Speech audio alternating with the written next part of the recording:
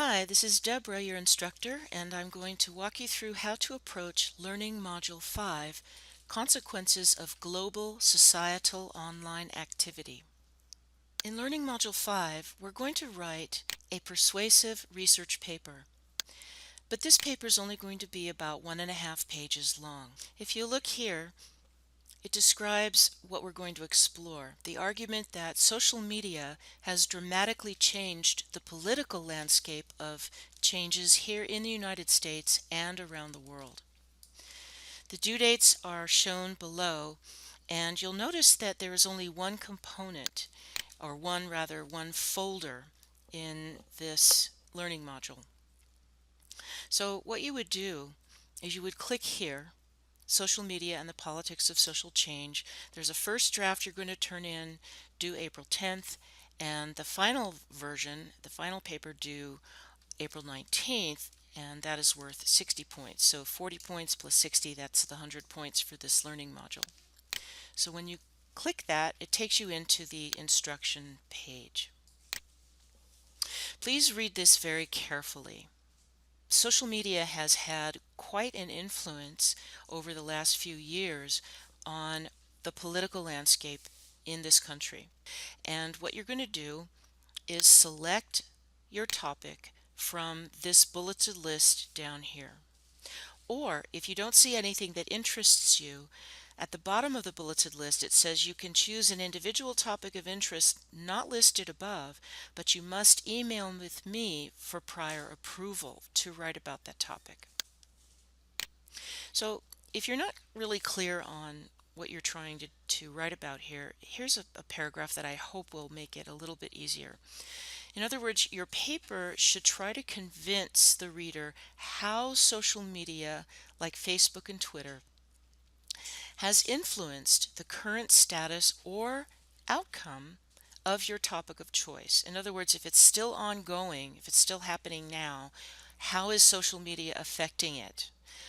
If it has an outcome, if it has already an outcome and it's over with, how did social media affect it?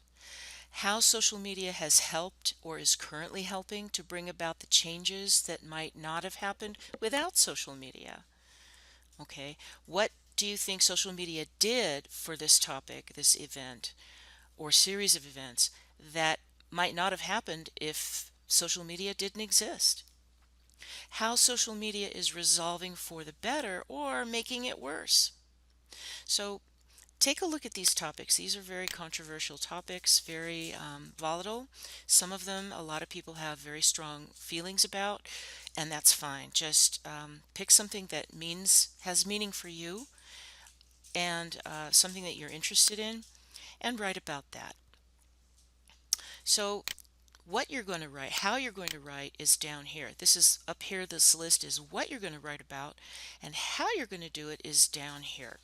Follow the steps and best practices at this link for writing an effective research paper. There's a link right here, Steps in Writing a Research Paper.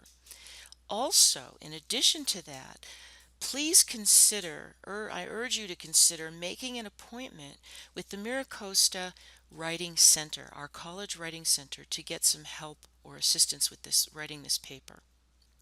Okay, you don't have to go there if you feel very confident in your writing skills, your persuasive research paper skills. It's a specific type of research paper, okay? It's not just talking about something or giving facts about it. It's talking about it from an emotional point of view. Review the information at this link for a good overview of how to write an effective persuasive paper with a strong thesis or argument. So that's this link here, how to write a persuasive essay. Your paper must be at least 1.5 pages in length, but no longer than that. So please make it as close to 1.5 pages as you can. Don't overwrite, don't overthink. Just 1.5 pages is fine. So that means you have to write very convincingly in a very succinct way. Use 1-inch margins on all sides, 12-point font size in either Arial, Calibri, or Times New Roman font. Choose one of those 3 fonts. Use double spacing for the first draft that you turn in for 40 points, and use 1.5-inch line spacing for the final draft that you turn in for 60 points. So these two bullets here describe how things are going to be done. The first draft, the double space first draft, is worth 40 points. It's due by April 10th. In this first draft, you should have at least 60% of your paper created. In other words, your first draft does not have to be the whole paper, but you need to get at least a little more than half of it done in this first draft. And it can be in a very rough form. I will read and provide feedback on your first paragraph only. Your persuasive thesis argument should be clearly stated in the last sentence of your first paragraph. Okay. Final papers, okay, the final version of your paper that's worth 60 points are due by April 19th.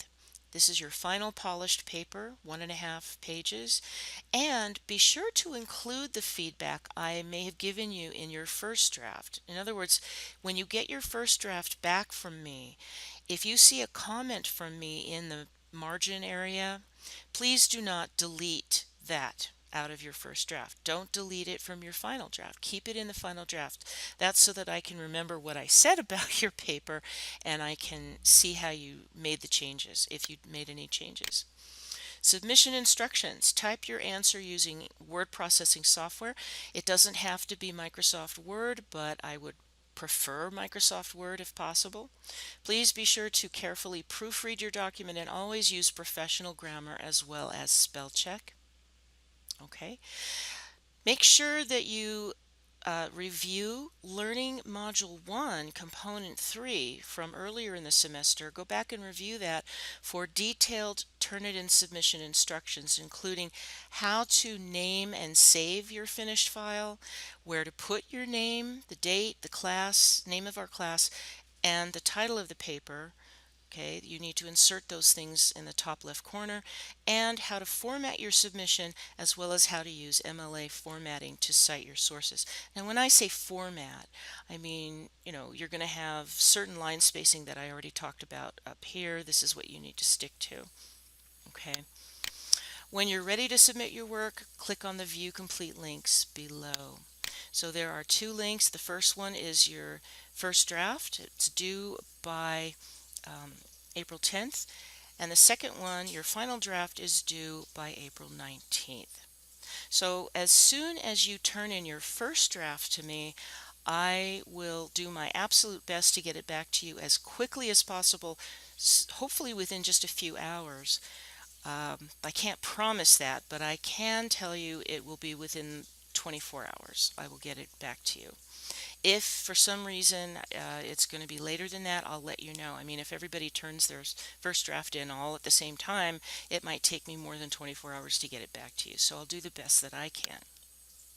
Okay, so if you have any questions, I'm going to scroll back up to the top. If you have any questions, please let me know. You can email me directly at dsabelthornbrew@miracosta.edu, or you can respond to any of my previous emails to you.